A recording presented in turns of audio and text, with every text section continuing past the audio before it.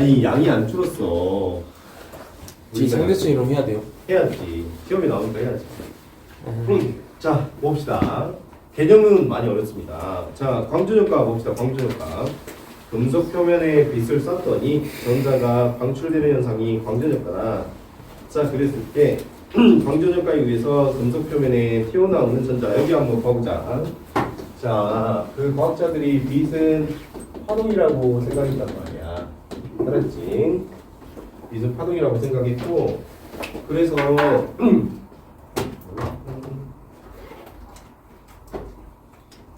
얘들아 1분만 쉬고 있어봐. 분필 가져와야겠다.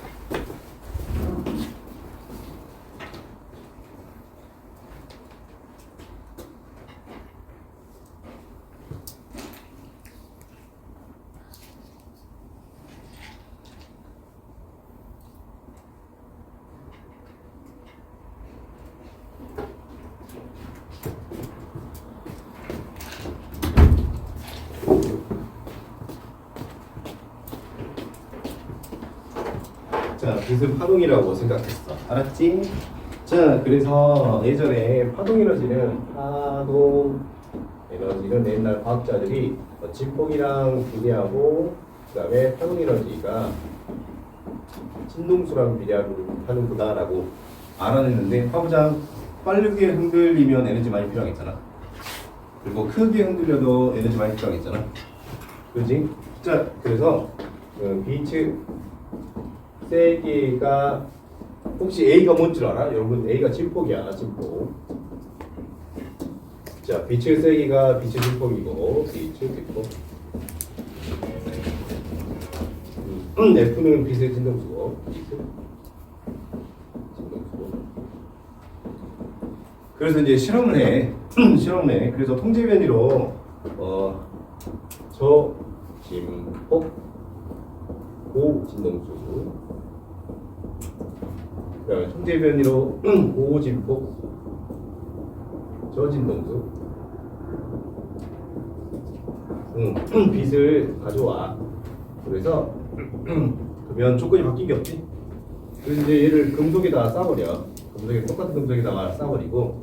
자 그랬더니 결과가 다른데 결과가 어떻게 다르냐?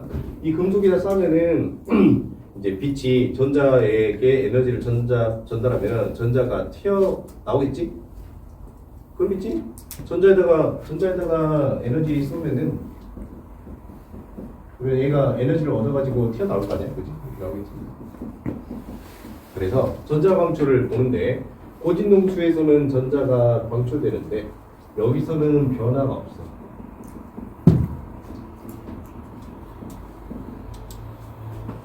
이상하지? 자 그래서 뭘 할 수 있냐면 빛의 진동수가 클수록 전자 방출이 잘 되는구나. 알았지? 이걸 알게 됐어. 알았지? 이걸 알게 됐어. 자 그러면 그 다음에 이제 또 실험을 해. 또 실험을 뭐 하냐면 고진동수 단시간 저진동수 장시간. 이제 빛이 에너지니까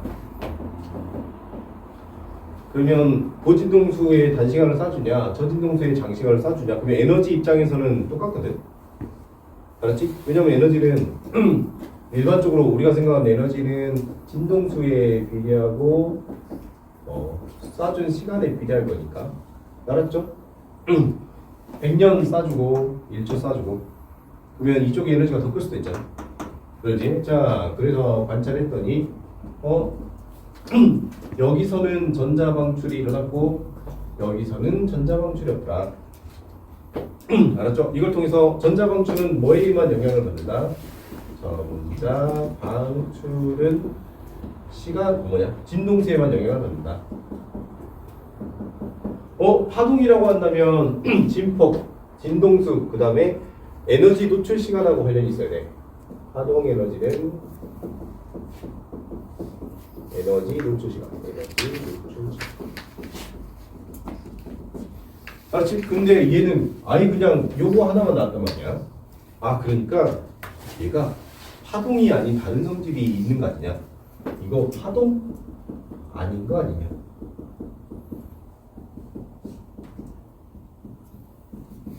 알았지? 이거 파동 아닌 거 아니냐? 이런 결론에 도달했고, 우리는 중요한 게 있는데 이게 중요해. 자, 고진동수 단시간을 쌌는데 그러면 전자가 에너지를 얻어가지고 에너지 얻는 시간이 필요해. 그 다음에 움직여야 되는데 얘는 전자 방출의 시간 간격이 없어.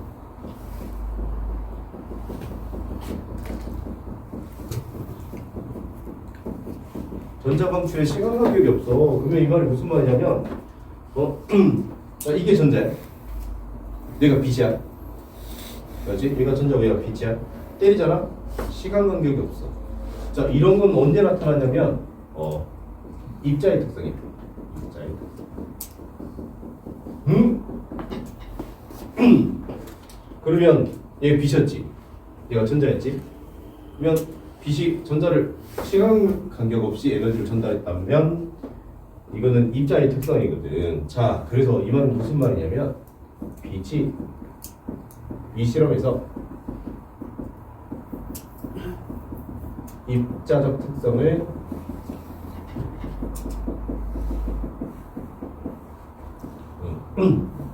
나타낸 거다. 알았죠? 자, 그래서 빛은 파동이면서 뭐다? 파동이기도 하고 입자이기도 하고. 알았죠? 그게 이제 빛의 이중성입니다. 그걸 여러분 책 밑에서 광양자설이라고 불러요. 광양자설.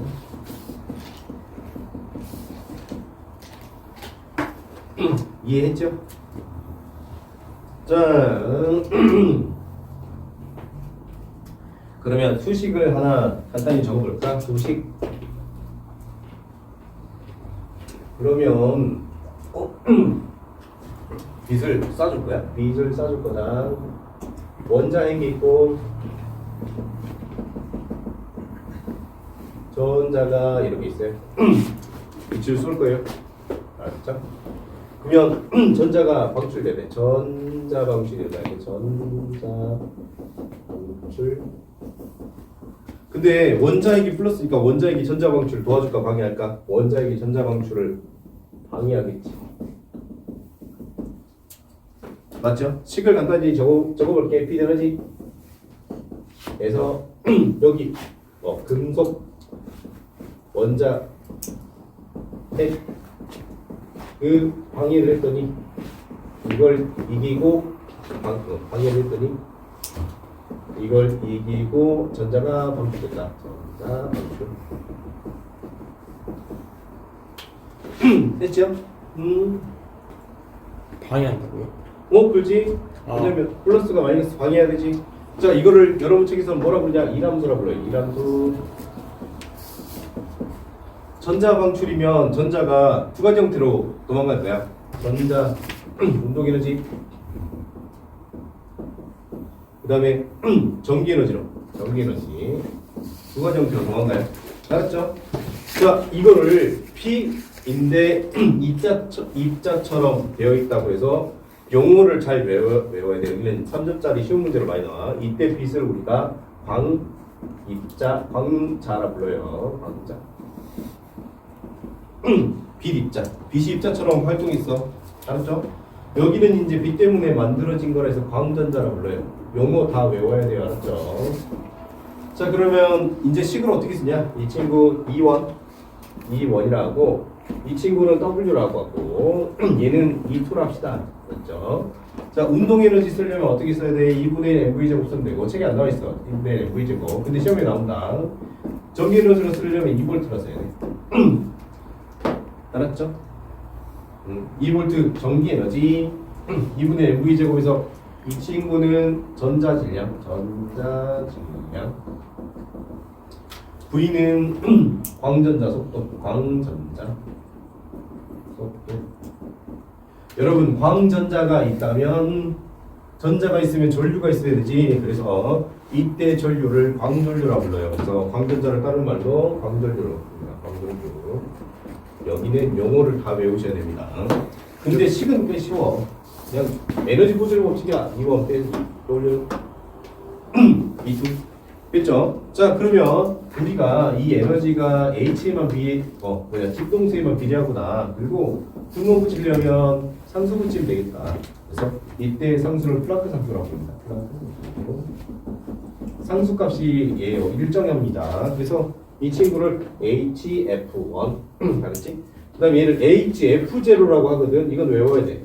이 HF0를 문턱진동수. 여러분 책에 나와 있어. 문턱진동수. 자, 문턱진동수는 얘는 금속마다 다릅니다. 금속마다 같다. 그래서 문턱진동수가 작은 애도 있고 큰 애도 있다. 그 다음에 이 친구는 HF2 이렇게. 그러면 식 하나 얻을 수 있는데 H를 싹 없앨 수 있으니까 자 F1 마이너스 F0가 F2입니다. 됐죠? 자, 또 이제 빛을 하나 쐈을 때 하나 쏘면은 전자가 하나 튀어나와요. 빛을 두 개 쏘면은 전자가 몇 개 튀어나올까? 전자가 두 개 튀어나와요. 그래서 빛의 양이 광전류에 비례합니다. 광전류. 알았죠? 또 이걸 빛의 세기라고 불러. 빛의 양을 빛의 세기라고 부른다. 빛의 세기가 광전류랑 비례.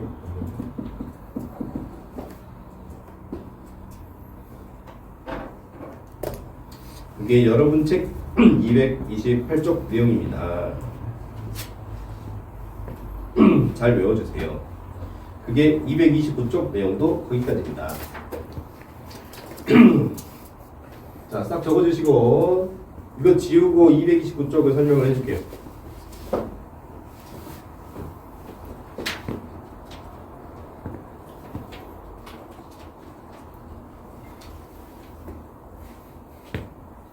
질문 있습니까? 혹시 질문 없습니까? 혜인아 질문 있어? 없어?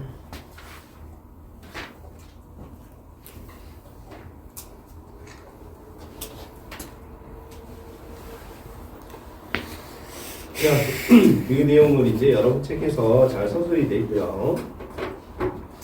자, 그리고 229쪽에 있는 그 그림만 한번 기억해 쳐볼게요. 그 그림, 229쪽에 있는 그림. 그 뭐냐, 광자의 에너지와 광전자 방출에 대한 모형.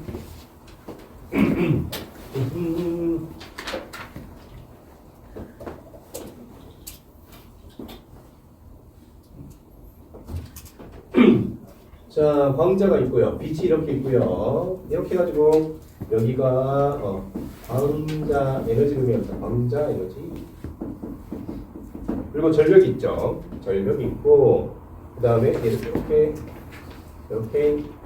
돼 있는데 여기서부터 여기까지가 금속의 방해를 말해요. 금속의 방해 이람수입니다. 이게 이람수. 자, 그래서 이거를 이제 광자 에너지가 만약에 얘보다 낮아버리면 못 뛰어넘어요. 얘보다 높다면 그러면 전자 방출이 에너지 보존으로 여기서 발견됩니다. 알았죠? 전자가 방출되고 그러면 여기서부터 여기까지가 방출 전자 에너지예요. 그래서 광전자 빼기 이람수는 방출 전자 에너지. 이해 갔죠? 알았죠? 만약에 광자 에너지가 더 커 이람수보다 그러면 전자 방출. 광자 에너지가 이람수보다 더 작아 그러면 전자 방출이 없어요. 전자 방출 없어.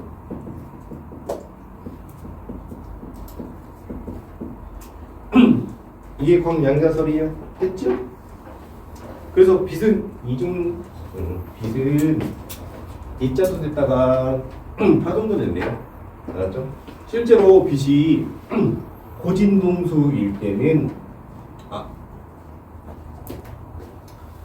자, 여기서 말하고 싶은 결론 뭐냐? 빛의 진동수가 크면은 입자성을 띠고 빛의 진동수가 자, 그러면 파동성을 띠고 그 말이 결론이에요. 그래서 고진동수 빛에 맞으면 몸이 뚫려버립니다, 여러분들. 태양 근처에 천체가 다가가면 녹지 않고 태양이 방출하는 빛으로 물질이 뚫려버려요. 알았죠? 그래서 혜성이 태양에 다가갈 때 빛에 의해서 파괴됩니다. 혜성이 태양이 다가가지고 태양하고 충돌하기 전에 녹아서 사라진 게 아니고 태양이 방출하는 빛에 의해서 쪼개져요. 쪼개진단 말은 빛이 입자성을 띄어 파동성을 띄어 입자성을 띄어요. 알았죠? 신기하죠? 자, 그래서 이제 파동성의 증거 이렇게 해가지고 컴퓨터 효과가 있습니다. 컴퓨터 효과. 컴퓨터 효과가 왜 중요하냐면, 자, 이제 빛과 같은 미시 세계, 거시 세계를 구분을 할 건데, 광자가 있어요. 광자가 있고 전자가 있어요. 그래서 둘이 부딪혀요. 부딪혀가지고 광자가 여기로 가고 전자는 여기로 갑니다. 전자는. 알았죠? 그러면 이 친구 에너지 보존의 법칙을 보니까 부딪혔으면 여기를 2투로 할게. 2원, 2투 중에 누가 더 커야겠어? 2원. 그렇지. 2원이 더 커야겠지. 근데 문제가 뭐냐면 HF에서 이가 HF인데 그러면 F1하고 F2 중에 진동수가 누가 더 커야 돼? F1이 더 커지면서 F1에서 F2로 진동수가 바뀌어요. 근데 이게 왜 그러냐? 자, 일로 보세요. 자, 우리가 얘를 빛을 쏠 거예요. 자, 저 빛을 써가지고 자, 빛을 쏠 건데 공기에서 거울이 있고요. 거울이 있고 빨간색으로 빛을 쏩니다. 빨간색. 거울을 맞아서 튕겨 나갑니다. 알았지? 뭐 바위여도 상관없어. 튕겨 나가요. 그러면은 무슨 색으로 보여? 튕겨 나가면 빨간색이 거울에 부딪혀서 튕겨 나가면 무슨 색으로 보여요? 빨간색입니다. 그죠? 이게 무슨 말이냐면 뭐야? 우리 빨간색 바위에다 써도 빨간색이죠. 이 말이 무슨 말이냐면 거시세계 큰 관점에서 봤을 때는 진동수는 한 번 생기면 불변이야. 한 번 생기면 불변이야. 그래서 빨간색 진동수는 거울에 부딪히거나 바위에 부딪혀도 빨간색이어야 돼. 근데 광자 입장에서 보니까 광자랑 전자랑 부딪혀서 작은 세계에서는 에너지가 감소해버려. 그랬더니 진동수가 바뀌어요. 거시세계와 미시세계 결과가 하나 달라. 지금 달라요. 자, 거시세계와 미시세계의 운동 결과가 다릅니다. 큰일 났다, 얘들아. 그래서 그걸 밝히는 게 컴퓨터 효과예요. 우리가 앞에서 배웠던 거 상황에 따라 다를 수 있다. 큰일 났네. 넘겨봅시다. 큰일 났어. 알았죠? 큰일 났습니다. 자, 그래서 우선 광전 효과로 이제 여러 가지 장치를 이제 만들어 왔어요. 그래서 CCD, 우리 카메라이죠. 카메라의 원리를 한번 알아볼게요. 카메라 원리. 광다이오드 빛을 받으면 전자가 발견되죠. 그죠? 빛 받으면 전자 발견되죠. 얘를 이용한 게 광다이오드라고 해요. 알았죠? 그래서 광다이오드라고 하고 CCD가 있습니다. CCD.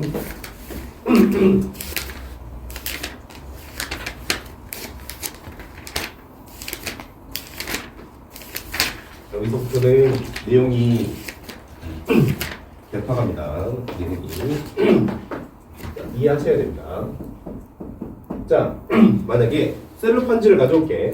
R, G, B라고 하는 셀로판지를 가져오고 백색을 넣어줘요. 백색을 넣고 백색 넣어주고 백색 넣어주면 그리고 이제 뒤편에 금속판이 있고요. 알았죠? 금속판이 이렇게 그러면 백색이 RGB니까 중복되는 것만 통과해요. 그래서 중복되는 거 R이 통과하고 여기서 G가 통과하고 여기서 B가 통과합니다. 그래서 빛이 다음에는 전자가 방출, 전자가 방출, 전자가 방출. 그래서 컴퓨터는 여기 전자 방출되고 여기 전자 방출되고 여기 전자 방출되면 RGB의 색이 다 들어왔구나. 그래서 모든 빛을 합치면 무슨 색? 백색이구나. 그래서 여기서 전자가 검출하면 무슨 색이 있지 알 수 있습니다. 자, 또 만약에 이번에 노란색이 들어왔다고 합시다. RGB. 자, 다 노란색이 들어왔어요. 노노. 그러면 노란색은 R하고 G가 섞여 있어요. 자, 그래서 금속이 있으면 얘네들이 이제 빛을 쏴주면 여기서는 R이 검출이 되고 여기서는 G가 검출이 되는데 여기서 검출이 안 돼. 그래서 이 신호는 OOX 신호니 이렇게 OOX 신호 되면 이거 노란색이구나. 진한 노란색이랑 진한 노란색 중에서 붉은 계열의 노란색이랑 그 다음에 녹색 계열이 좀 더 있는 노란색 계열이 조금 달라요. 알았죠? 그래서 여기에 100% 들어왔을 때 여기가 90% 들어왔어. 여기에 전자가 100% 발생하고 여기가 90% 발생하면 붉은 세월이 좀 진한 노란색 계열이 바뀝니다. 그런 식으로 검출해 됐죠? 그게 CCD예요.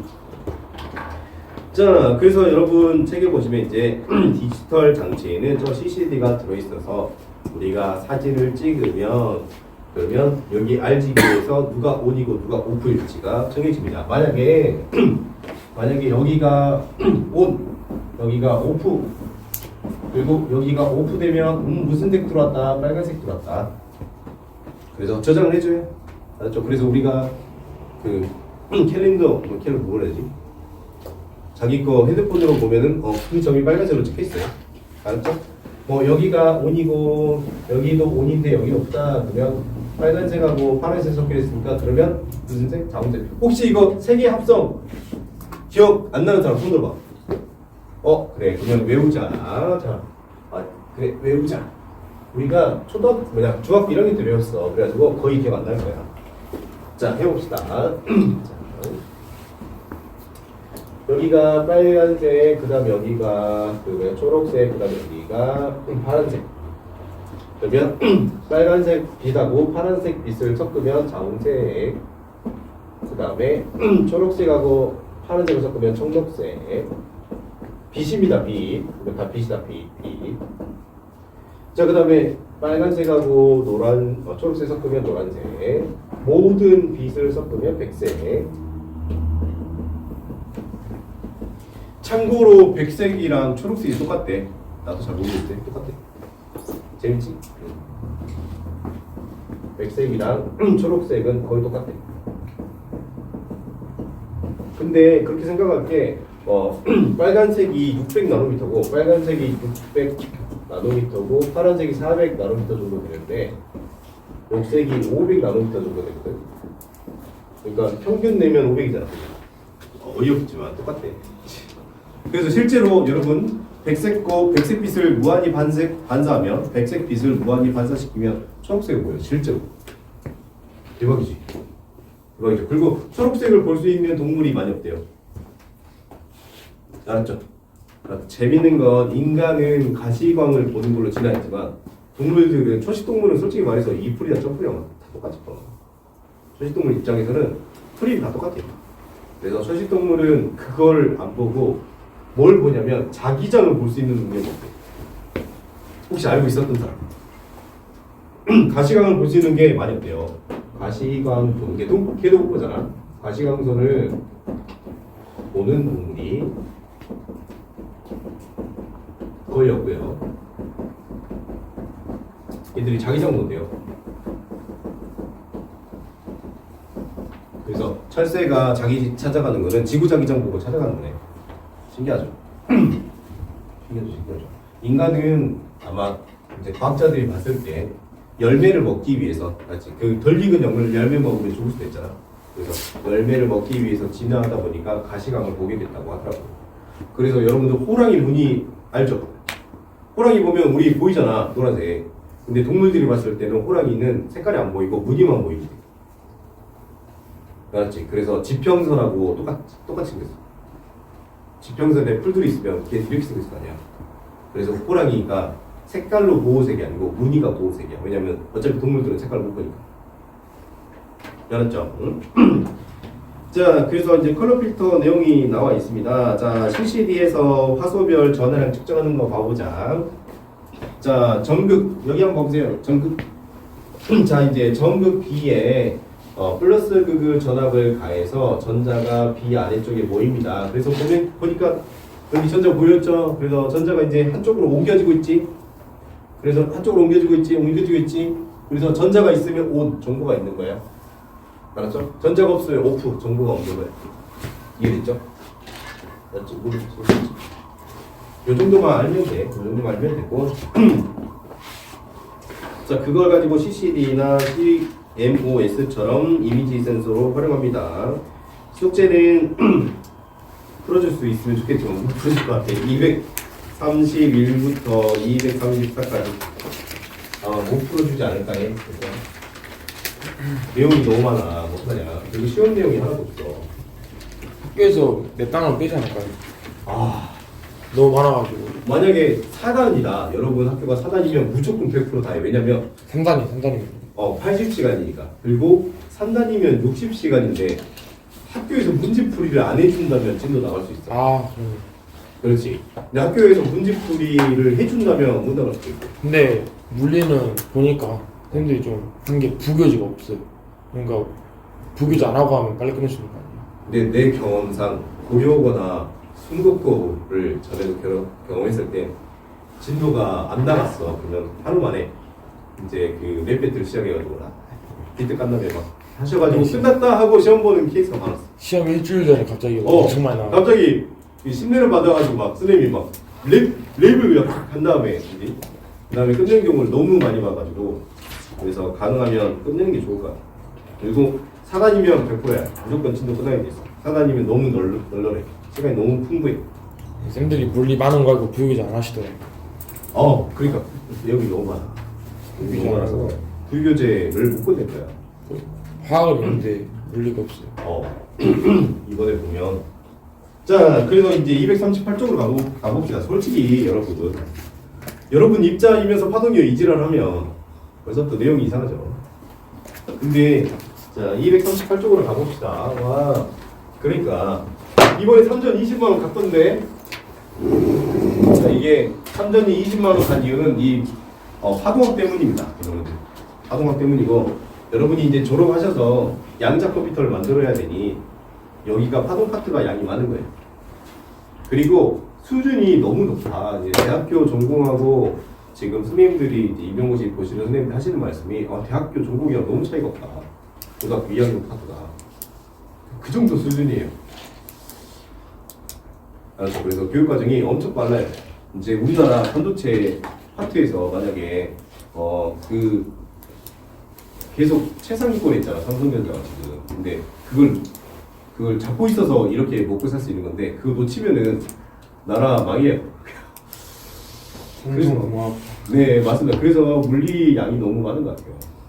아마 기업 쪽에서 많이 요구하지 않았을까, 개인적으로 봤을 때. 근데 원래가 돌림임이 없었거든, 전 교육과정에. 근데 돌림임을 넣었다라고 하는 건 공대 쪽에서도 요청을 했다는 이야기인데, 그러니까 여러분한테 공대를 많이 오라고 교육과정을 이렇게 짜놨습니다.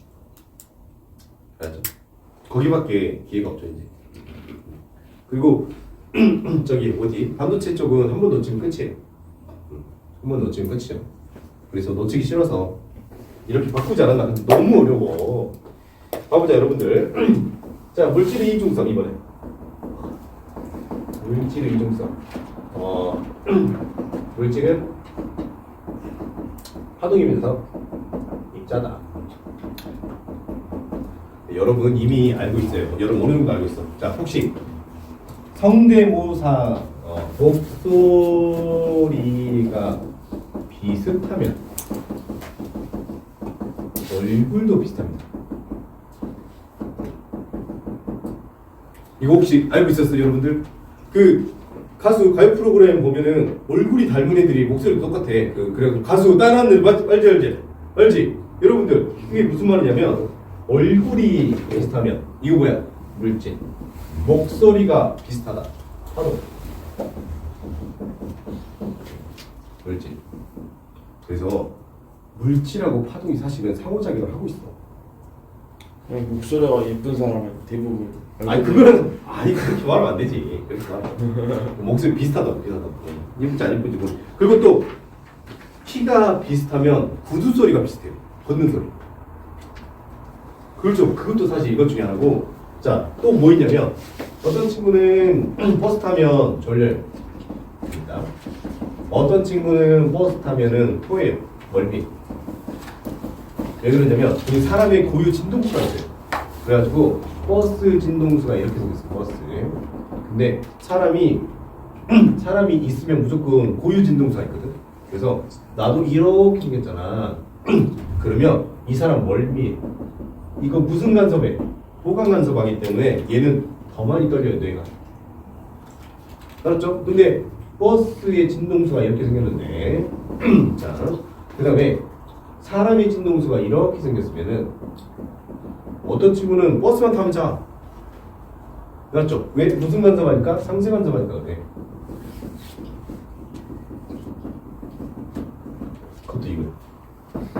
자, 외제차는 어떻게 만드냐? 외제차는 있잖아. 외제차에 진동수가 있어. 진동수. 외제차에 진동수가 있어. 외제차. 여러분들이 외제차가 왜 좋냐면 외제차에 진동수가 있으면은 사람이 진동수가 있으면 그 차 타면은 왠지 기분이 나빠. 근데 어떤 사람은 차가 편하대. 알았죠? 외제차는 어떻게 되냐면 사람의 진동수가 만약에 이렇게 있으면 사람의 진동수가 이렇게 있으면 그러면 그 안에 용수철이 들어있거든. 그 용수철이 사람의 진동수를 측정해가지고 걔를 피해. 그래가지고 외제차의 진동수 이렇게 바꿔줘. 알았죠? 여러분 대학 가시면 배워요. 이걸 잘 설계하면 사람의 진동수랑 그 자동차의 진동수를 바꿔버릴 수 있어. 그래서 외제차들은 이게 설계가 잘 돼 있어. 알았죠? 그러니까 어떤 차 타면은 되게 피곤한데 어떤 차 타면은 편해. 이게 이것 때문에 이게 가격을 그 자동차의 가격을 크게 결정해. 알았죠? 여러분 대학교 가면 진동학이라고 배워. 오케이. 그래서 중국 애들이 자동차 물건 만들어도 잘 못 만드는 게 이 진동학까지 고려하고 만들어야 되는데 아직까지 거기까지는 안 돼. 아니 미안하다. 중국 애들이 아직은 진동학까지는 고려하지 못하고 만들고 있고 우리나라는 진동학까지 고려하고 만들고 있어. 알았죠? 근데 중국 애들이 진동학까지 고려한다면 우리나라 한국차랑 큰 차이가 없을 거야 그때는.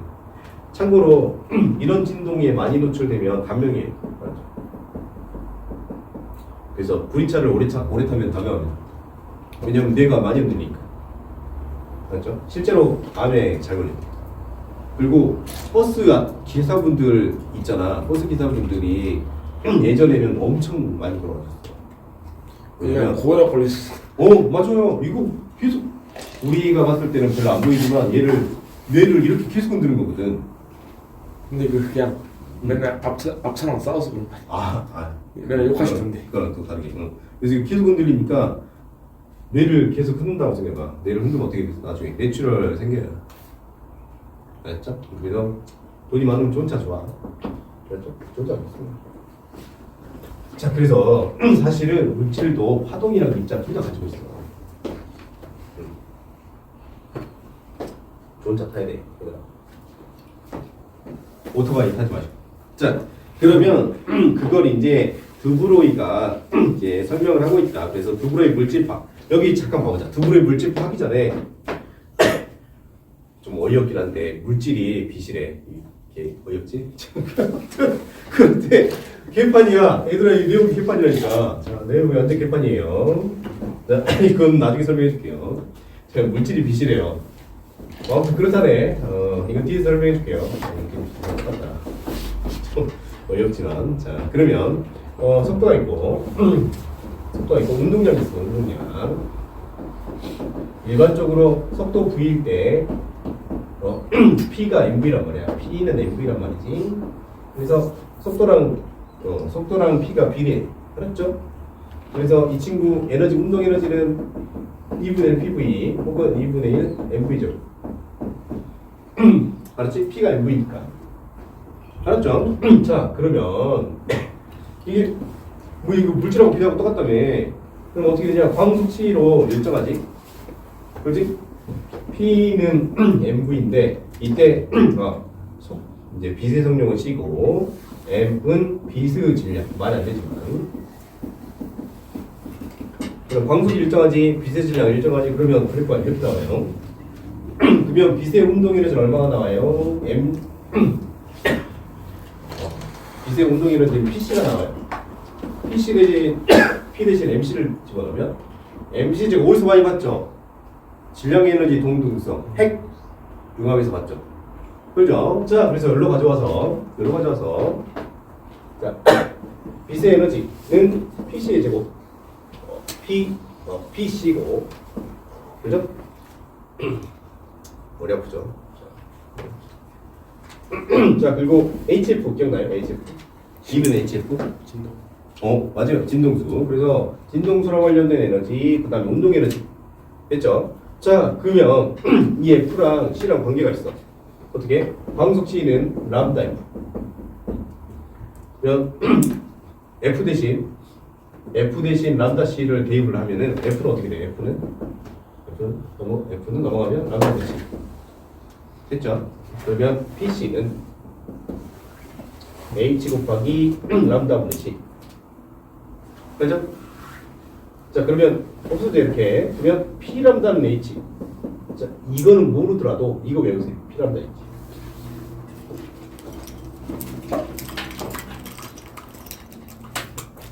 P가 저기서 운동량. P가 운동량. 람다는 화자. 이게 뭔 말이냐? 자, 이게 무슨 말이냐면, 자, 어떤 A라는 무언가가 있는데 P가 이만큼이면 람다가 이만큼인데 만약에 얘랑 물질이 P가 이만큼이면 람다가 이만큼이다. P는 뭐를 의미할까? 운동량. 물질성. 람다는 뭘 의미할까? 파동성. 그 말이다. 그래서 100%를 기준으로 물질성이 60% 차지하면 파동성이 40%다. 그렇지? 물질성이 20% 차지하면 파동성이 80%다. 그 말이에요. 그렇죠? 그래서 물질은 물질성, 파동성을 둘 다 가지고 있다. 자, 그래서 여러분이 수련을 하시면 파동으로 바뀌어서 벽을 뚫을 수 있습니다. 언젠가는 뚫을 수 있어요. 자, 알았죠? 람다는 파동성, 얘는 물질성, 입자성, 파동성. 그래서 둘이 총 100%다. 알았죠? 그럼 내가 잘만 하면 파동성을 키울 수도 있고, 입자성을 키울 수도 있다. 우리가 잘만 하면.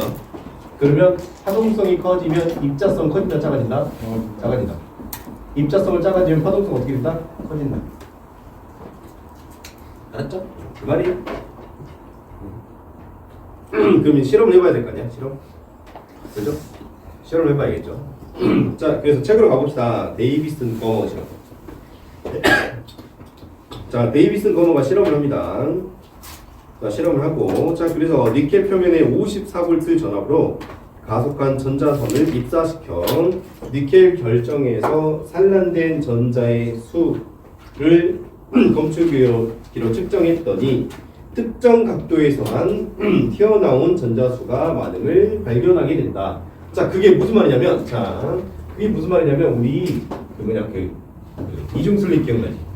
이중순리 해가지고 빛을 쐈을 때 빛의 양이 가운데가 어땠어? 가운데가 가장 많고 옆으로 갔을 때 좀 좁아졌잖아.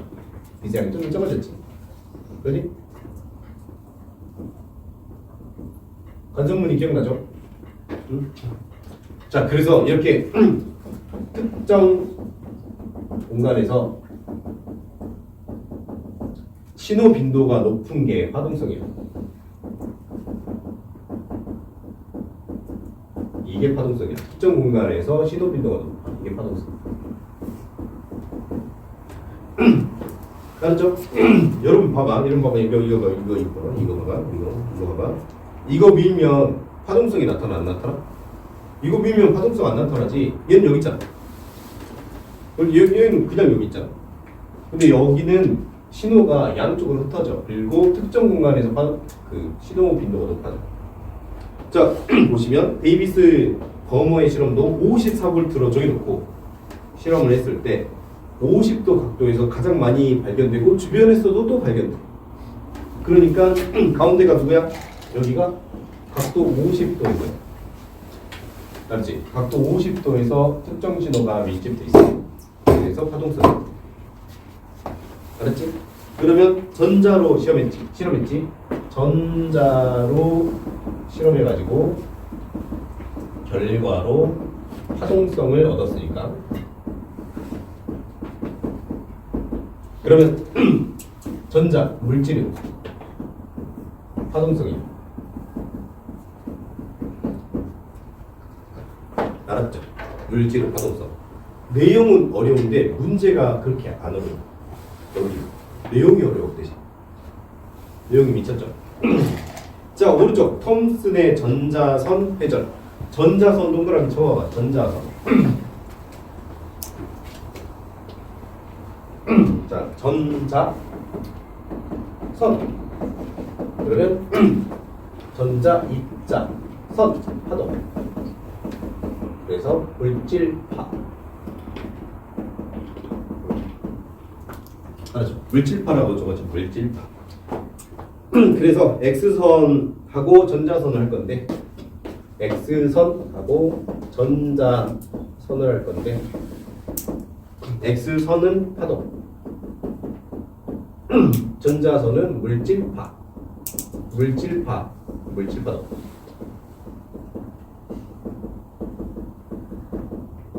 자, 그래서 결과를 보니까 어때요? 지금 그림이 거의 똑같이 생겼죠? 그렇죠? 지금 X선의 친구랑 전자선의 친구가 거의 똑같이 생겼어. 어떻게 한지 알아? 자, 어떻게 했냐면, 자, 여기서 람다를 구했어. 이 파동이 있으니까 람다가 있겠지? 우리 아까 요거 보니까 P 람다 H 했잖아. 이거 구할 수 있고, 그렇지? 그러면 이거 우리가 이거를 알고 싶단 말이야. 그렇지? 그러면 운동량은 mv인데 m은 알고 있어. m은 누구 거야 이거? 전자 질량 알고 있으면, 그렇지? 우리가 속도만 만들어내면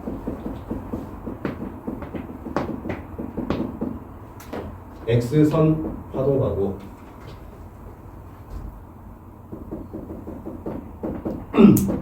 전자 물질파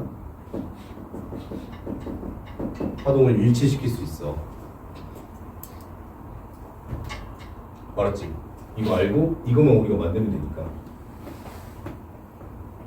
그렇지? 그 말은 무슨 말이냐면 자, 우리가 전자를 이용하면 마음대로 원하는 파동을 만들 수 있어. 원하는 파동을 만들 수 있고. 그래서 전자를 이용하면 우리가 원하는 파동을 만들 수 있습니다. 이 결론이에요. 어디 쓸 거냐고? 어디 쓸 거냐면 나중에는 암세포 치료에 많이 쓸 거야. 암세포에 고유 진동수가 있을 거 아니야. 그렇지? 그거랑 우리가 상세 간섭을 만들어내. 그러면 암세포가 사라져요. 알았죠? 이게 되면 연구 중에 있지만, 그렇죠? 이게 되면은 내가 만약에 상세 간섭이면 어떻게 돼? 수술할 필요 있어 없어? 없지. 알았죠? 내가 볼 때는 지금 그 기술이 많이 나와가지고 아마 5년 10년 후면은 진짜 외과 수술은 거의 하지 않고 파동을 다 없애지 않을까, 개인적으로는. 맞죠? 그렇게 바뀔 것 같아요. 세상이. 자, 그 다음에 쉬었다 하자. 안 되겠다. 다들 힘들어하자. 5분만 쉬었다. 질문 혹시? 내용 재밌죠? 이상하지? 와, 대박이지. 야, 대박이야. 근데 실제로 지금 쓰고 있는 기술들이야. 불화가 아니고. 참고로 충격적인 건 이거 1차 세계대전 때 발견된 기술이야. 이게 그 아인슈타인이 독일의 대학교에서 독일의 대학교 교수였거든. 아인슈타인이 원래 쫓기기 전에. 그러니까 독일의 대학교에서 그 제자들 있잖아. 제자들이 아인슈타인 수업 듣고 걔네들이 만든 내용이 있대요. 대박이지. 그래서 그 애들이 다 독일 애들이란 말이야. 독일 대학교에서. 그러니까 독일이 이 엄청난 기술로 세계 1차 세계대전을 일으킨 거야. 다른 나라랑 과학 차이가 너무 심해가지고. 대박이지. 다 나한테 평준화 시켰는데. 자, 합시다. 와우. 오, 미안하다. 자, 계속 합시다. 소설 같은 이야기 계속 합시다. 자. 너무 많이 하는 것 같아요. 아예 이제 해 끝내야 되니까 양이 너무 많죠. 그죠? 근데 여러분들 문제는 그렇게 안 어려워요. 알았죠? 문제는 안 어려워요. 물리는 일단은 어렵고 그 다음에 전기작이 어렵고 그 다음 나머지 쉬워요. 개념이 어렵잖아. 내용 어렵죠? 내용이 미친 내용이죠. 실제로 일어나고 있는 일들입니다. 맞죠? 자, 그래서 239쪽으로 가봅시다. 물질의 이중성. 자, 여기서부터 내용이 더 재밌어요. 더 재밌어요. 내용이 미쳤습니다. 내용이. 자, 내용이 미쳤습니다. 여기서부터. 자, 봅시다. 물질의 이중성. 물질도 빛과 마찬가지로 아직 안 왔지? 아, 이거는 같이 들어야 돼. 조금만 1분만 줍시다. 이거. 지금 이제 반도체에서도 큰 문제가 뭐냐면 반도체에서 큰 문제가 뭐냐, 이게 집을 쬐끈하게 만들었어. 반도체를 미세하게 만드는 거니까. 그래서 전자를 여기다 가둬요. 가두면 25% 정도는 벽을 뚫어요. 진짜 일어나고 있는 일이에요. 벽을 뚫고 여기가 있어. 25%는 실제 일어나고 있는 일이에요.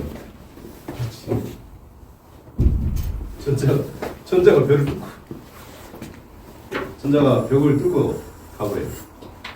그렇죠. 전자가 이렇게 파동성하고 이탄성을 동시에 띄니까 파동이 돼가지고 옆으로 옮겨요. 네, 그래서 반도체가 지금 크기를 작게 만드는 거는 거의 임계점이 왔다. 알았죠? 크기를 작게 만드는 건 임계점이 왔고, 그래서 양자역학으로 넘어가야 돼. 양자역학은 뭐냐면 양자역학 내용 중에 이제 양자화라고 하는 개념이 있는데, 그때 한번 설명해 줬을 걸. 자, 전자의 자전축, 전자의 자전축으로 이제 정보를 저장하는 거죠. 여기가 있으면 0코드, 그 다음에 한 45도 기울어진 거는 1코드, 그리고 이렇게 해가지고 한 90도 기울어진 건 2코드, 이런 식으로 전자의 자전축을 이용해서 코드화 시키는 거예요. 알았죠? 그러면 전자 자전축을 몇 개 만들 수 있어? 엄청 많이 안 되죠. 그죠? 360개 만들었다가 더 쪼개면 720개. 다섯 쪽에서. 이거를 1도씩 쪼개면 360개. 0.5도씩 쪼개면은 720개. 알았죠? 그래서 나중에 전자 몇 개로 대체할 거야. 알았죠? 자, 그럼 이제 그 다음 거 봅시다. 그 다음 거 내용은 더 미쳤습니다. 자, 더 미쳤습니다. 자, 봅시다. 전자총을 쏩니다. 전자총을 쏴서 이중 슬릿을 했더니 스크린 봐봐요. 스크린 보니까 무슨 간섭 지금 하고 있죠? 그죠? 여기서 전자를 보내가지고 이중 슬릿 가져와가지고 자 해가지고 했더니 여기서 보강 간섭이 이렇게 일어나고 있습니다. 자, 그래서 이거는 물질의 파동성이. 자, 이제 책에 없는 내용 조금만 합시다. 5분만. 자, 그런데 이 실험은 어떤 특성이냐면, 이 실험이 전자를 한 번에 쏘는 게 아니에요. 전자를 한 번에 쏘는 게 아니고 하나 쏘고 하나 쏘고 하나 쏘고 순차적으로 쏴요. 자, 순차적으로 쏜다. 그러면 전자의 경로가 그러면 여기 가든가 아니면 여기로 가야 돼. 알았죠? 이 친구의 전자의 경로도 여기 가든가 아니면 여기 가야 돼. 이게 무슨 말인지 알아요? 이게 무슨 말이냐면 전자는 그러면 얘들이 보강간섭 일으킨 곳으로 간 거잖아. 그죠? 그러면 전자는 보강간섭을 일으키려고 한단 말이 얘가 들어가자마자 지 혼자 들어가자마자 보강간섭 중에 하나를 선택한다는 이야기거든. 그럼 갈 곳을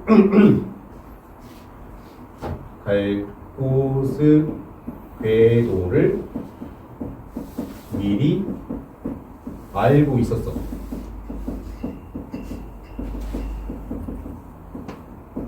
이게 무슨 말인지 알겠어요? 전자가 갈 수 있는 궤도를 미리 알고 있었다니까? 자, 제가 소풍을 한번 가볼게요. 누가 나를 전자 쪽에다 쐈어. 그래가지고 내가 열로 도착했어. 그러면은 내가 나 혼자 왔으면 이미 보강 간섭을 한다라고 하는 건 두 개의 파동이 합쳐져야 되지. 근데 혼자 보냈잖아. 혼자 보내는데 두 개의 파동이 합쳐진대. 말이 안 되지. 그래놓고 그러면 나는 여기 아니면 여기로 가야 돼 라고 하는 걸 안다는 양이지. 무슨 말인지 알겠나? 무슨 말인지 모르겠지? 이게 무슨 개소리인지 모르겠지 얘들아. 이게 무슨 개소리인지 모르겠지? 자, 이게 진짜 이게 엄청난 내용인데 봐봐. 이게 두 개가 보강 간섭에서 이렇게 라인이 생겨야 되는데 그게 아니라 지금 혼자 여기 왔는데 전자가 혼자 왔는데 두 공간이 보강 간섭한다면 나는 저기 아니면 여기다 라고 하는 걸 전자가 미리 알고 있었어. 혼자 왔는데.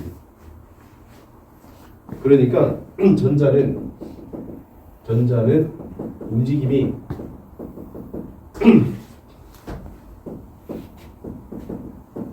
미리 학습되어 있었어.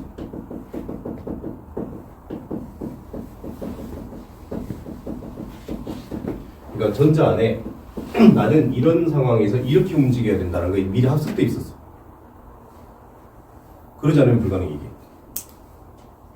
그렇단 말은 전자는 움직임이 미리 학습되어 있다 라고 하는 걸 알 수 있어. 야, 이게 되게 중요해. 미리 학습되어 있다니까. 그래서 이런 상황에서는 이렇게 보강간섭 형태로 가야 된다라고 전자는 이전부터 알고 있었단 말이야. 어렵지? 우리가 봤을 때 이 상황에서 어디로 갈지 선택하는 줄 알았더니 그게 아니고 이 상황의 결론이 이미 정해져 있어. 이게 다시 말해서 양자역학은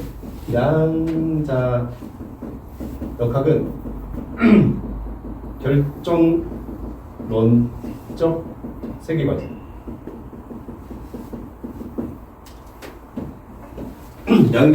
양자역학 관점에서는 어떤 입자나 어떤 물질들은 어느 정도로 정해져 있어, 길이.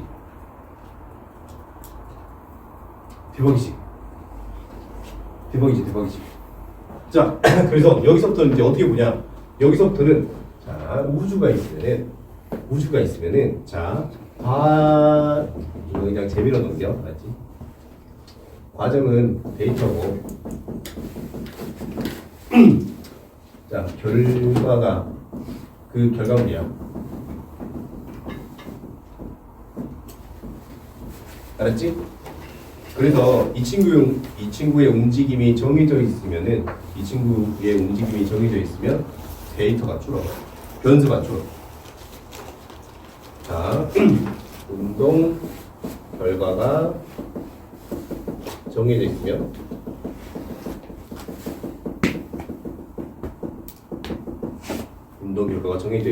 그 우주 데이터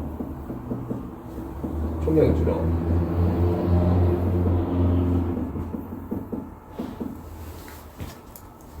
알았지? 그러면 데이터가 많은 우주는 없어졌어. 데이터가 많은 우주는 감당이 안 돼. 그래서 그 우주는 이미 없었고 데이터가 작은 우주만 남아있어. 무슨 말이냐? 이 친구가 움직이는 게 여기 여기로 가야 되지. 만약에 여기로도 가고 여기로도 가고 여기로도 가고 여기로도 가는 우주는 데이터량이 너무 많아졌으니 이런 우주는 진짜 사라졌어. 이해되지? 이게 무슨 개소리인지 모르겠지. 그쵸? 아무튼 뭐 해보니까 세상이 미쳤다. 그래서 아인슈타인이 이거 듣고 욕이겠지. 여러분하고 비슷한 감정이었을 거야. 이런 미친 이론이 어딨냐. 그렇지. 그래서 근데 이게 사실이에요? 이게 사실이야. 야, 사실이잖아 지금. 근데 양자역학이 맞는 거예요? 연적학 맞아 지금. 맞는 걸로 되고 있어요? 맞는 걸로 되고 있어. 지금 현재 이렇게 돌아가고 있어. 약간 비슷해. 뭐랑 비슷하냐면, 자, 여러분이 공부를 열심히 하죠. 열심히 해가지고 이제 그걸 녹화해가지고 부모님한테 보내드려요. 그러면 부모님 보면서 열심히 했군. 자, 하지만 어때요? 그걸 다 볼 수 없잖아. 다 볼 수 없으니까 뭘 봐요? 성적을 보죠.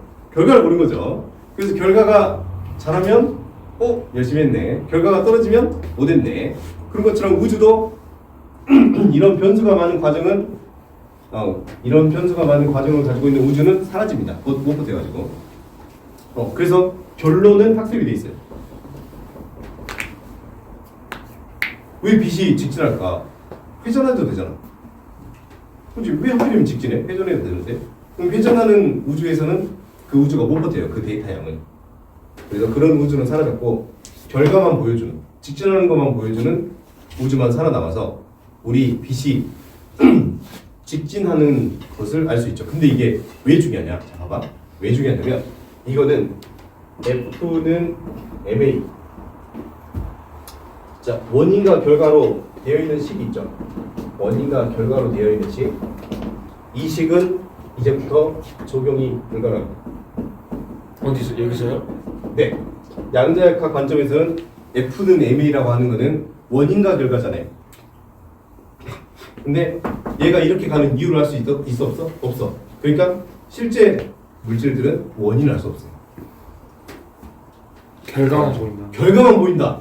여러분이 공부하는 거 부모님 모르죠? 결과만 보이죠? 몇 등? 알았죠? 왜냐? 부모님이 쫓아다니면서 볼 수는 없으니까. 우주도 그렇게 설계되어 있더라. 그래서 우주는 그러면 양자역학 입장에서는 F는 MA라고 하면 안 되고 뭐라고 해야 된다? MA라고 해야 되는 거죠. 결과만 할 수 있다. 원인은 몰라요.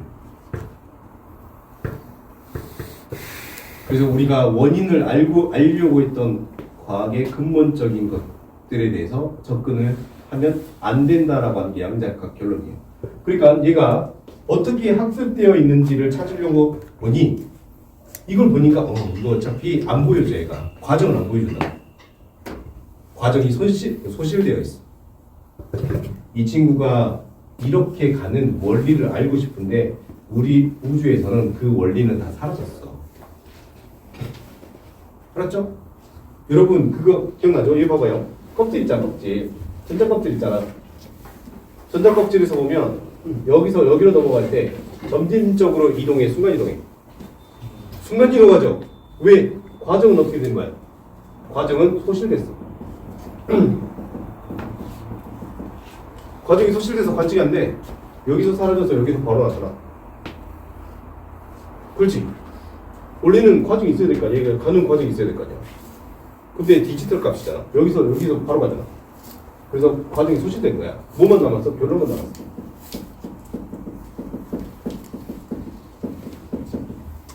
자, 그러면 우리 우주는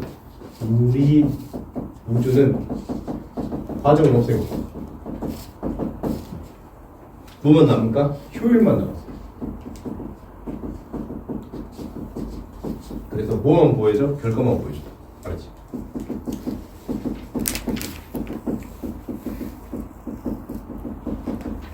그게 이 단원의 결론입니다. 그렇지? 우리 삶이랑 비슷해. 엄마한테 내 하루를 다 영상 찍어가지고 드리면 어머니가 너 공부했는지 안 했는지 그 계속 보면 어머니 먼저 쓰러지고 이제 그렇죠. 그래서 그 과정이 기록된 우주는 다 사라졌어요. 그러면 어떻게 보면 우리는 뭐다? 우리는 기록물이 될 거고 기록물을 별까?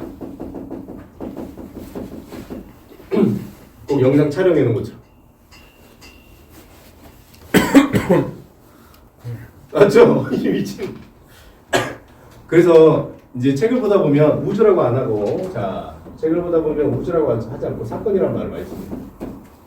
꼭 우리는 동영상 촬영해 놓은 것처럼. 그리고 우리의 미래는 어느 정도 결정돼 있습니다. 어떻게?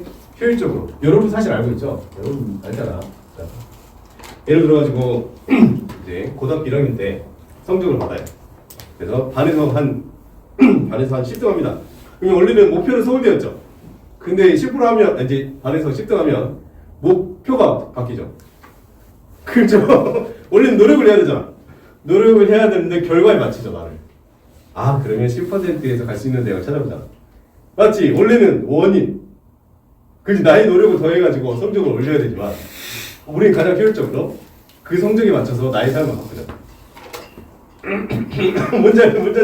뭔지 알죠? 아, 그래서 우리는 가장 효율적으로 진화돼 있어. 그런 거예요.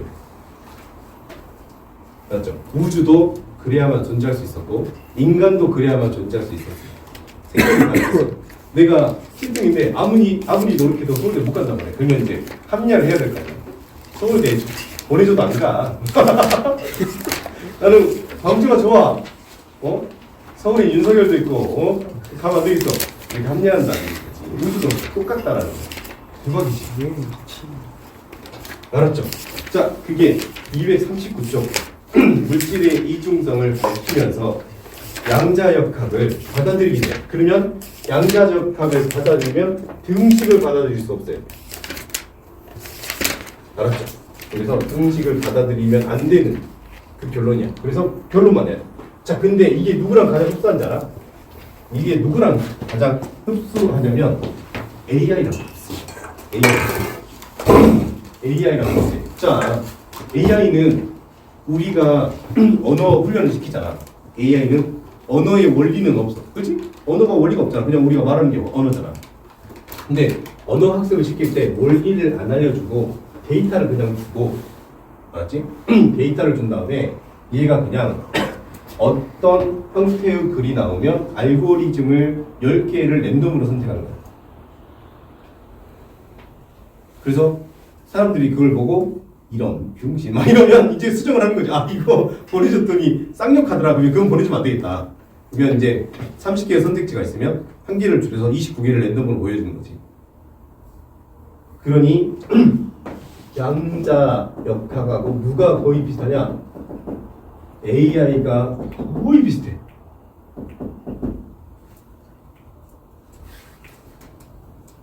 AI도 원리는 모르고 사람들이 데이터를 주고 거기서 랜덤해서 결과를 그냥 보여주는 거니까 과정 필요 없고.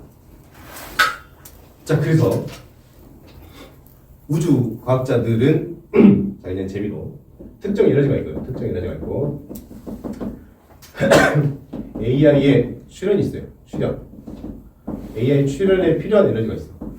그래서 특정 에너지가 더 많아. 그래서 AI 출현 에너지보다 우주 에너지가 더 많으면 그러면 AI가 출현하고 그 다음에 얘가 우주의 주인이 됩니다. 왜냐? AI는 뭐예요? 수학입니다. 수학 코드이기 때문에 수학은 모든 우주에서 다 출현해야죠. 그죠? 자, 어떤 에너지가 있고 AI가 출현 에너지가 있을 건데 여기가 우주가 너무 작아가지고 AI 출현 에너지가 우주 에너지보다 더 커버려. 그러면 여기는 AI가 출현하지 않아요. AI 출현이 없습니다. 자, 그러하니 우리가 어떤 문명에 도달한다면 우리가 어떤 문명에 근접했을 때 갔을 때 여기에는 생명체가 마중을 나오든 아니면 AI가 마중을 나오든. 근데 우리는 누가 더 확률이 높을 줄 알았냐? 우리는 생명체가 마중 나올 확률이 높을 줄 알았지만 이 수식을 보니 누가 마중 나올 확률이 높다? AI 제미나이가 마중 나올 확률은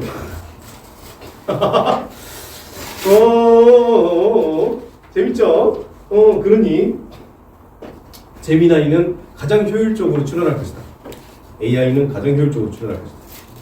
라고 하는 결론을 알 수 있고, 그러면 자, 그럼 재밌죠? 그러면 생명체에서 자 그러면 인간의 생존 확률하고 AI의 생존 확률 중에 어디가 더 높다? AI의 생존 확률 중에서 AI의 생존 확률이 더 높다. 하면 안 자, 되는 거야. 어? 그럼 AI 만들면 안 되고. 만드는 게 아니라 그냥 생기는 거니까 무조건 생기는 거야. 그냥 AI의 생성은 막을 수 없어. 왜냐면 우주에서 문명이 숫자를 무조건 다룰 것이고 숫자를 다루는 문명의 맨 마지막엔 AI가 무조건 있어. 왜냐면 AI는 양자역학적으로 움직이니까. 알았지? 자, 알았죠? 그러면 AI가 우리를 조질 거냐 안 조질 거냐? 알았죠? 그러면 뭐로 봐야 될까? AI가 우리를 조질 거냐 안 조질 거냐는 인간은 집단의 효율성이 높다면 그러면 안 조질. 왜? 양자역학은 효율성을 중요시 여기기 때문에. 알았죠? 효율적이네. 같이 가는 거지. 인간의 집단의 효율성이 떨어진다면 조지는 거예요. 양자역학 원리에 벗어난 거죠. 효율성이 떨어지는 거. 그러면 조져버릴 건다 우리.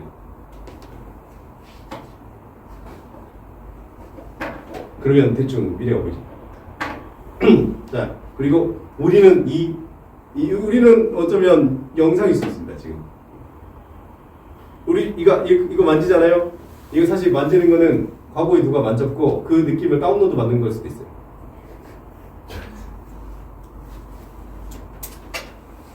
그래서 지금은 우주를 홀로그램으로 봐요. 홀로그램. 알았죠? 대박이죠. 내용 미쳤죠.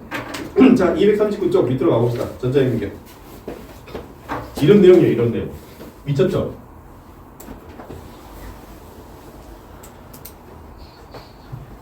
이런 내용이에요.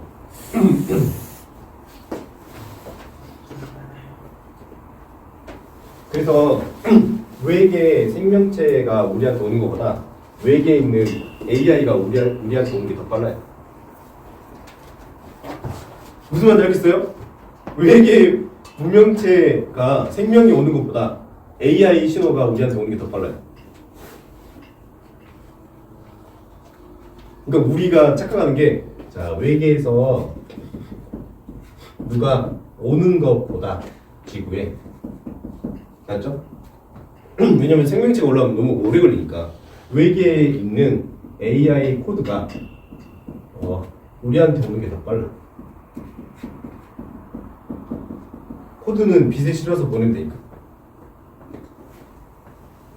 알았지? 갑자기 통신망에 외계 AI가 등장할 수도 있어. 이미 로그인 했을 수도 있어.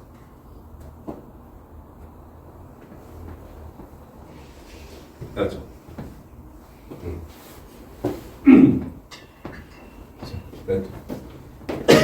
자, 이제 전자행위경 봅시다. 뭐 그런 내용입니다. 뒤에 보면 상대성 이론 배우면 이 내용이 한 번 더 나와요. 자, 가보자. 전자행위경. 자, 분해는 광학기기에서 가까이 있는 두 점을 구분하는 거다. 일로 와보세요. 자, 이제 요만큼이 있는데 요만큼 물체가 있어. 물체가 있는데 이 친구가 여기서부터 여기까지가 5cm야. 알았죠? 그래서 분해의 능이 이제 빛을 쏠 건데 빛이 10cm인 빛을 쏠 거예요. 그래서 쏘면은 이렇게 해가지고 얘는 반사해서 올 거고 이렇게 해서 얘는 반사해서 올 건데 이렇게 해버리면 투가 하지. 그렇지? 그러면 신호 3개를 보냈는데 응답은 몇 개만 있어? 2개만 있죠. 이럴 때 이제 프로그램에서 이거를 ON으로 처리하든가 OFF로 처리하든가 둘 중에 하나로 처리해. 알았죠? 이해됐지? 자, 이번에는 5cm짜리 정보가 있는데 얘를 1cm, 2cm 간격으로 보내면 2cm 간격의 빛으로 보내면 그러면 얘가 부딪혀서 돌아오고 얘 부딪혀서 돌아올 건데 그리고 또 2cm짜리 보내면 부딪혀서 돌아오고 부딪혀서 돌아올 거거든. 근데 마지막 신호 또 2cm짜리 보내면 얘는 돌아왔는데 얘는 투과해버려. 그러면 이렇게 여기서부터 여기까지는 돌아왔으니까 ON, 여기서부터 여기까지도 ON, 그리고 다음 건 안 돌아왔으니 OFF 이렇게. 알았죠? 이렇게 됩니다. 자, 그러하니 보내는 신호 간격이 크면 정밀도가 떨어져요. 알았죠? 그렇지? 보내는 신호가 커버리면 정밀도가 떨어져. 그래서 요 신호의 길이를 우리가 파장이라고 하잖아. 그래서 보내는 신호의 보내는 신호의 파장이 클수록 정밀도가 떨어집니다.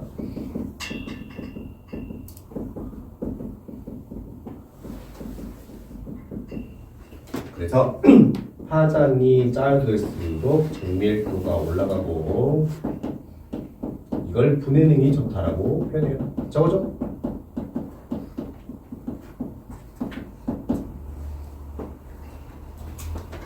이해됐어? 여기는 파장이 10cm, 여기는 파장이 2cm. 얘는 왔는지 안 왔는지 애매해. 근데 여기는 투기 신호는 정확하게 왔고 여기가 오프니까 이 길이가 4에서 6cm구나 라고 할 수 있고 얘는 그지? 여기는 2에서 10cm 사이로 뭐 보이겠지? 그지?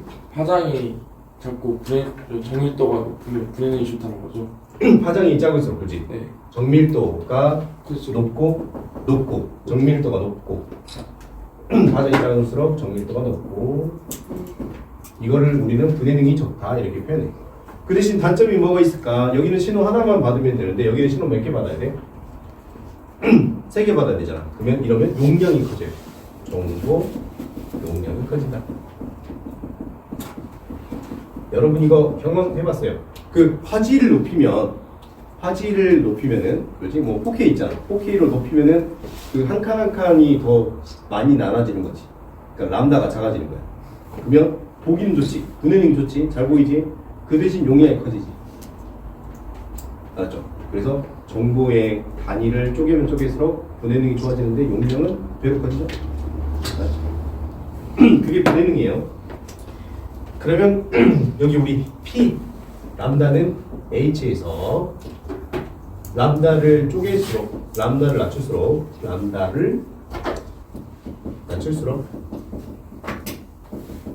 분해능이 커집니다. 분해능이 좋아져요. 분해능이 커집니다. 좋아진다.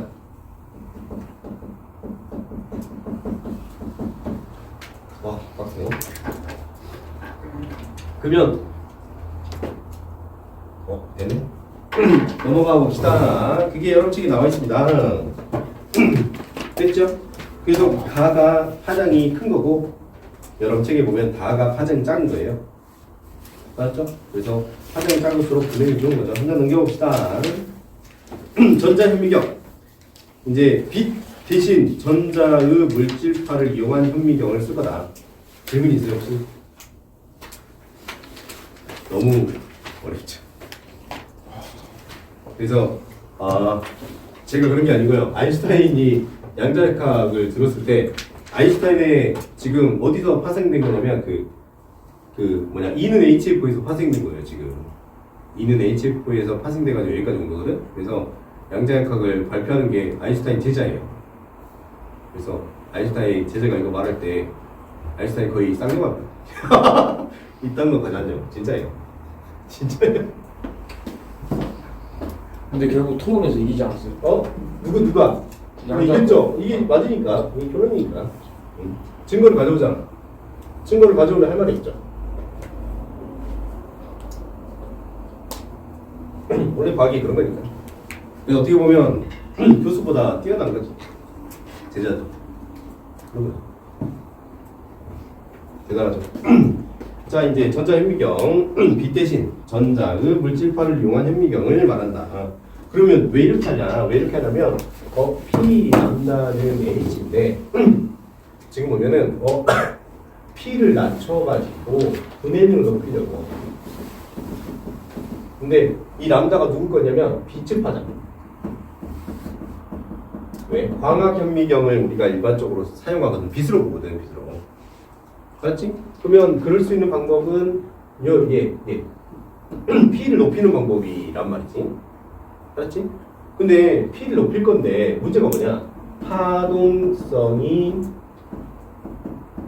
큰 물질로, 그지? 파동성이 큰 물질로 물질파를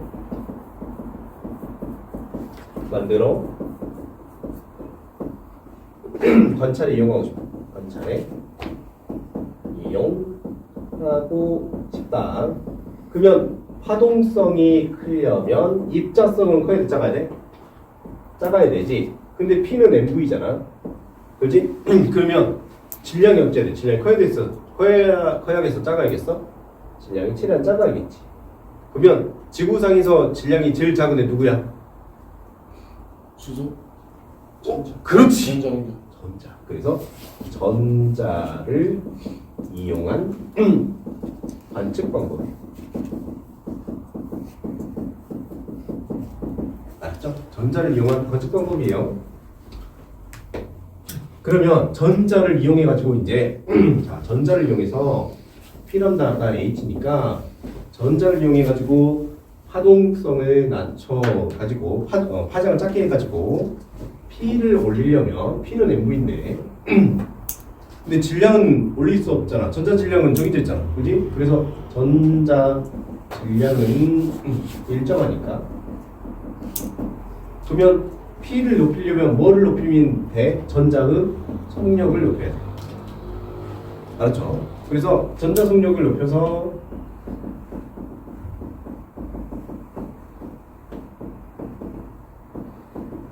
관측 장비로 사용할 거예요. 관측 장비 사용. 전자현미경 얼마 정도예요?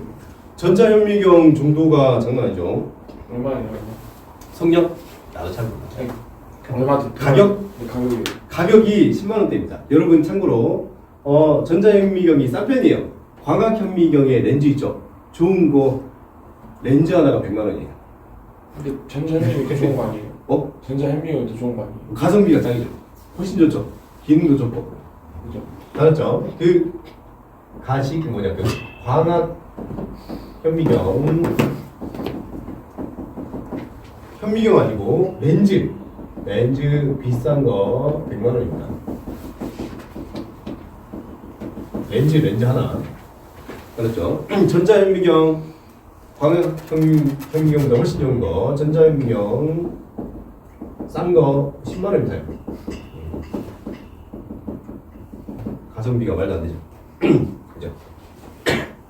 그리고 이제 우선 렌즈는 단점이 이게 열팽창 때문에 여름하고 겨울에 관리를 잘못하면 사용이 불가능해요. 저희가 팽창에다 수축하는데 온도가 안 맞으면 확 금이 가거든요. 그렇죠? 되게 안 좋아요. 되게 안 좋아서 그래서 전자현미경을 많이 쓰게 된 거예요. 자, 그래서 책을 한번 봐볼게요.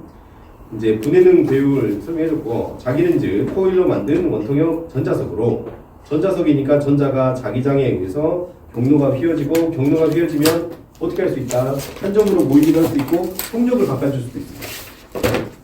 그렇죠? 자기력으로 전자를 이렇게 뺑뺑이 돌릴 수 있어. 뺑뺑 돌려. 알았죠? 뺑뺑 돌려가지고 쏘세요 하면 빨리 나가거든요. 그렇게 해서 속도를 늘릴 수 있습니다. 알았죠? 자, 그래서 이제 전자현미경 활용 봅시다. 광학현미경으로 볼 수 없는 바이러스 병원체나 물질 속의 원자 배치 상태 등을 알아낼 수 있으므로 물리학, 생명과학, 재료과학 등의 분야에 활용됩니다. 전자 끝난 줄 240초까지는 해야 될 것 같아. 이제 240초 가면 끝이에요. 몇 개 남았지? 5개 남았어. 다섯 개 남았다고? 5개 남았어. 지금 5개 남았으면 안 돼. 5개 남았으면 스펙트럼 하나, 3개? 3개? 3개면 끝낼 수 있어. 둘. 상대성 이론까지 딱 3개.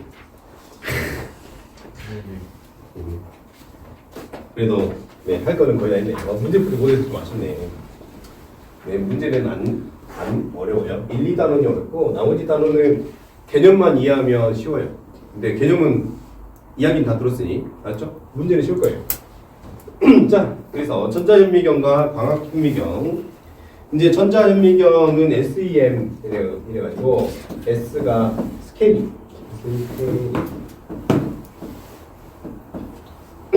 그래가지고 이제 훑어보다 뭐 그런 뜻이다. 훑어보다 뭐 그런 뜻이에요. 그래서 이 친구를 주사현미경이라고 하고요.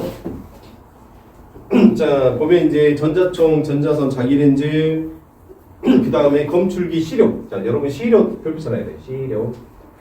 하부에 시료가 있어요. 그리고 시력 위에 요렇게 생긴 거 있어요. 요렇게 생긴 거. 자, 그래가지고 이게 가만히 있지 않고 얘가 움직입니다. 움직인다. 자, 움직이기 때문에 3D 입체 도면을 얻을 수 있어요. 입체 구조를 얻을 수 있다.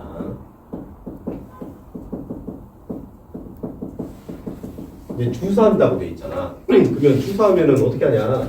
이게 만약에 삼각형이 있고 동그라미가 있어. 근데 우리는 안 보여 이제.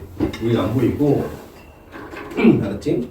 자, 근데 이 안에도 전자가 들어있단 말이야. 이렇게 전자가 들어있어. 그래가지고 전자를 주사해주면은 전자가 밸런스를 잡고 있는데 주사를 해주면 서로 밀어낼 거 아니야. 그렇지? 그러면 전자들이 막 이렇게 막 서로 막 밀리겠지? 이걸 보고 이거 세모였네 이렇게 하는 거야. 알았지? 여기는 전자들이 이렇게 있을 거 아니야. 주변에 둘러싸고 있을 거 아니야. 이렇게. 그러면 전자를 주사를 해버리면 기존의 애들이 청력 때문에 이렇게 서로 밀릴 거 아니야. 그지?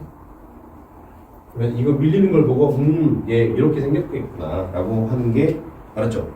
주사 전자현미경이에요. 특징은 시료가 바닥에 있고 시료 밑에 받치고 있고 이 받치는 애가 움직이면서 3D를 얻어줘요. 알았죠? 됐고. 자, 특징 봐볼까요? 자, 가속 전자선을 시료 표면에 쪼일 때 튀어나오는 전자를 알았죠? 검출해가지고 시료의 3차원상을 얻을 수 있습니다. 됐죠? 자, 분해능이 투과전자현미경보다 다소 떨어지지만 자, 입체 구조를 볼 수 있고 대충 이 친구 확대도가 10만 배 정도 된대. 대충 확대가 10만 배 정도 할 수 있다. 10만 배. 저거다. 10만 배 정도 할 수 있고. 자, 시료 표면에 전자를 쏘아주기 때문에 시료의 전기 전도도가 좋아야 되고, 그래서 일반적으로 시료가 있으면 얘네들을 금속박으로 알았죠? 도포를 해줘야 돼. 금속박을. 일반적으로 금 쓰거든. 금으로 도포해야 돼요. 자, 요즘은 기계가 나와가지고 도포가 자동으로 되고요. 예전에는 실험실에서 혓바닥으로 했어요. 진짜예요. 구라가 아닙니다. 진짜. 혀가 매우 정밀하기 때문에 현미경 보면서 혀로 시료를 감쌌습니다. 진짜입니다. 이거 진짜예요. 진짜. 이게 예전에 자동화가 안 됐을 때는 한국에서 많이 시켰대. 한국 애들이 젓가락 쓰면서 엄청 예민해가지고 진짜 이 구라가 아니고 진짜야. 여러분 진짜 과학에서 보면 말도 안 되는 짓을 많이 합니다. 진짜예요. 혹시 그래핀 알아요? 그래핀? 그래핀 혹시 아는 사람? 그래핀. 탄소 나노튜브 아는 사람? 그래핀 알죠? 그거 어떻게 만드냐면 실험실에서 스카치 테이프 진짜예요. 그건 아니고 스카치 테이프 2개 가져와가지고 연필심을 계속 붙였다 뗐다 합니다. 진짜입니다. 진짜 해가지고 진짜 뒤지게 해가지고 나중에 발견한 게 그래핀이에요. 이런 노가리를 실험실에서 진짜 합니다. 구라가 아니에요. 자, 그다음에 투가 전자협력. 이제 T가 TM인데 TM 외우세요. TM 이게 트랜스미시 뭐지? 트랜스미션.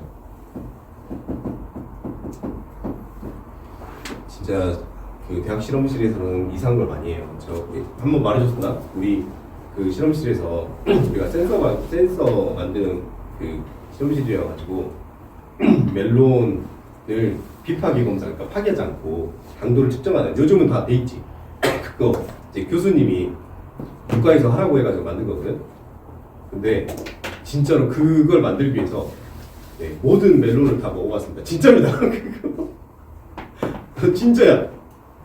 실험실 출근하면 그 10톤 트럭이 와가지고 멜론을 쏟아 부어요. 진짜 그걸 실험실로 옮겨가지고 진짜 하나씩 다 먹어보고 당도 측정하고 기록하고 진짜 그렇죠. 멜론 진짜 거의 한 1000개 넘게 먹어본 것 같아요. 그래서 멜론 좋아하세요? 네, 이제 안 먹어요. 이제 안 좋아해요? 네, 진짜로. 근데 참고로 멜론이 단백질 녹여요. 그래서 네, 혀가 녹아요. 그 진짜 좋은 음식을 진짜 혀가 녹아요. 그때 비싸지 않았어요? 그때 비싸지. 왜냐면 멜론 하나에 15만 원씩 하거든요. 근데 그거 개인이 못하고 국가가, 그러니까 봐봐, 15만 원씩인데 1000개 정도, 그러니까 얼마야? 1억 5천이지. 그렇지. 개인이 할 수 있는 게 아니야. 국가에서 이제 만들어 달라고 해서 이제 한 거야. 세계 중에 빼돌릴 수 있지 않을까요? 아니, 아무도 빼돌리잖아. 아무도 빼돌리지 않다니까. 그게 왜냐면 실험실에 들어가면 진짜 실험실이 이렇게 있으면 멜론이 이렇게 쌓여있어. 이렇게 쌓여있어 진짜. 근데 이거를 그러니까 다 먹어야 되는 거야. 다 한 조각씩 다 먹어야 돼. 그럼 진짜 식구문이잖아요. 그렇지. 하나 먹을 때 맛있지. 그래서 이제 후배들 막 그냥 후배들 놀고 있으면 야 멜론 먹을래? 그래가지고 오면 문 잠가놓고 한 명당 100개 이상 먹어야 된다. 실험 데이터가 나와야 되니까. 왜냐면 그 실험원들은 이미 먹었잖아. 맛이 안 나. 맛이 체크를 해야 되거든. 혀가 벗겨져 있어. 그 멜론이 벌레 먹는 거 본 적 없죠? 멜론이 그 단백질을 녹이기 때문에 벌레가 녹아버려. 물 먹으면. 그래서 멜론은 벌레가 안 먹어요. 그래서 그래. 그러니까 벌레가 녹으면 우리도 녹겠지.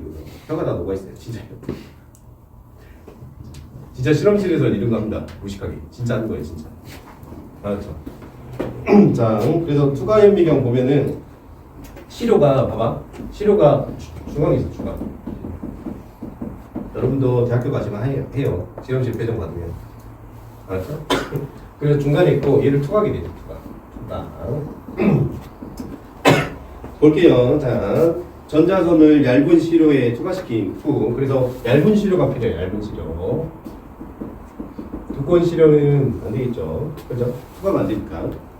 그래서 2차원 단면을 이제 관찰합니다. 자, 분해능이 대충 100배 확대까지 100만 배 확대가 가능해요. 적어줘. 외워놔, 얘들아. 100만 배. 그래서 이제 보시고 전자가 시료를 투과하는 동안 속력이 느려지겠죠. 운동 에너지 잃어버릴 거 아니야, 그지? 그래서 속력이 느려짐으로 전자 물질파 파장이 커져서 자, P는 P랍니다 H인데 V가 느려지면은 그러면 P가 느려져서 람다가 커져요. 람다가 커지면 어떻게 돼요? 분해능이 파장이 커질수록 분해능이 감소하죠. 분해능 감소. 그래서 시료가 너무 두꺼워버리면 파장이 커지면서 안 좋은 화면을 얻을 수 있어요. 알았죠? 그래서 분해능이 낮아지기 때문에 시료를 얇게 만들어야 된다. 여기까지만 합시다. 그리고 숙제는 풀어줄 수 없겠지만 내주긴 할게요. 244쪽까지 과제를 해오세요. 244. 241쪽. 오늘 수업 재밌었죠?